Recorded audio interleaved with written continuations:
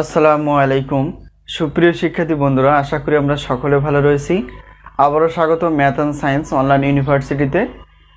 তো আজকে আমরা যে বিষয়টি নিয়ে আলোচনা করতে যাচ্ছি সেটি হচ্ছে যে অনার্স তৃতীয় বর্ষ পরীক্ষা হচ্ছে 2023 এবং পরীক্ষাটি অনুষ্ঠিত হবে 2025 সালে।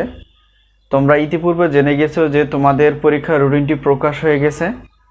তো তারই আলোকে আমরা আগে থেকেই অর্থাৎ 3 মাস আগে থেকেই সাজেশন রেডি করে ফেলেছি।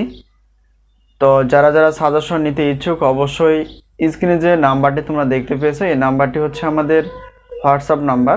এই নাম্বারের সঙ্গে যোগাযোগ করে তোমরা সাজেশনগুলো নিতে পারবা। তো আমরা ডিগ্রি এবং অনার্সের সাজেশন প্লাস গণিত ক্লাসগুলো নেওয়ার চেষ্টা করি। তো পরবর্তীতে আমরা সায়েন্সের বিষয়গুলো ক্লাস নেওয়ার চেষ্টা করব। তো আজকে আমরা থাম্বনেলে যে বিষয়টি দেখতে পেয়েছি সেটা হচ্ছে যে অ্যাবস্ট্রাক্ট অ্যালজেব্রা অর্থাৎ বিমূর্ত বীজগণিত, এই সাবজেক্টটি নিয়ে আমরা আজকে আলোচনা করব।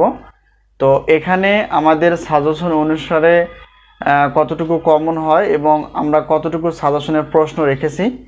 তো এখানে আমরা বলে রাখি যে আমাদের সাজেশন থেকে বরাবরই 70% প্লাস থেকে 100%-এর মধ্যেই কমন থাকে ইনশাল্লাহ। তো এবারও ব্যতিক্রম না, এ হলো বিষয়। আর আজকে যে বিষয়টি নিয়ে আলোচনা করব সেটা হচ্ছে যে অ্যাবস্ট্রাক্ট অ্যালজেব্রা বিমূর্ত বীজগণিত। তো এটা হচ্ছে টোটাল অর্থাৎ ক বিভাগ, খ বিভাগ এবং গ বিভাগে সাজানো আছে।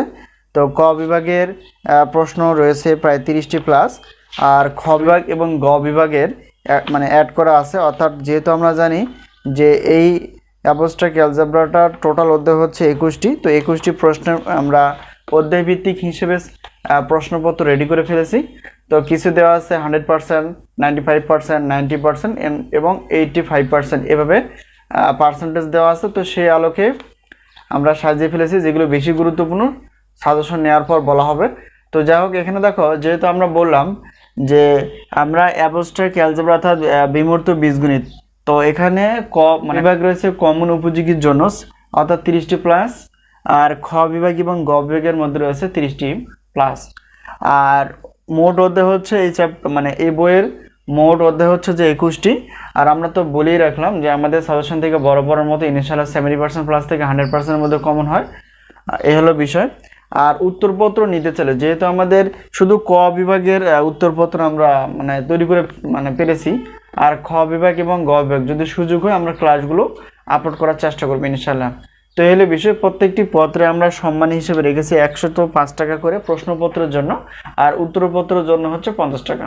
এই হলো বিষয়। আর যেহেতু আমরা জানি যে অনার্স তৃতীয় বর্ষের অর্থাৎ গণিত বিভাগের টোটাল পত্র রয়েছে 7টি।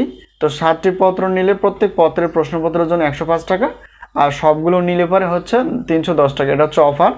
আর উত্তরপত্রের জন্য আমরা তো বললাম 50 টাকা করে, আর সবগুলো যদি গণিত বিভাগের উত্তর নিতে চাও তাহলে 150 টাকা দিলেই কিন্তু চলবে, ঠিক আছে।